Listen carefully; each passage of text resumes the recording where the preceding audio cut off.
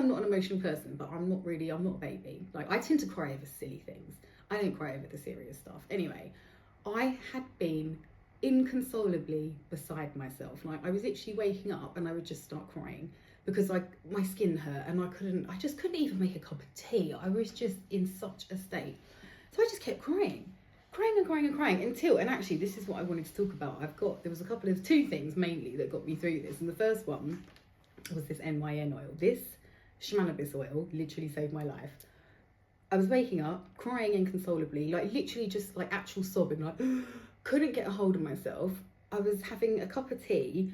My kids, honestly, I realised through being ill how useless my kids were, but let me not digress. But I was getting them to make me like just cups of oolong and putting like a spoon of oil in it. And it was the only thing, within about 15-20 minutes, I just calmed down and actually stopped crying and just was able to get a hold of myself. And then I'd have like all right 3 to 4 hours, and then obviously the oil would wear off, and then I'd be back just fucking sobbing uncontrollably again. It's almost like I don't know, I actually don't know what's wrong with me, but I'm getting to my point. So when these ambulance people were here, she was typing in the symptoms and she said, some of these viruses can actually really like disrupt your hormones and cause like an overproduction of them. And this was so interesting.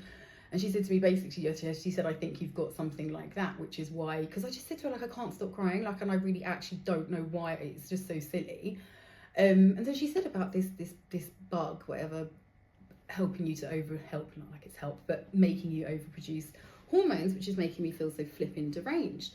Anyways, I kept on taking the oil because that was honestly the only thing that was, I don't know, making me feel like in a head state where I could actually cope with being ill, if that even made any sense. Honestly, it was dark. There was a point, I don't even know why I'm laughing, there was a point where I wanted to kill myself.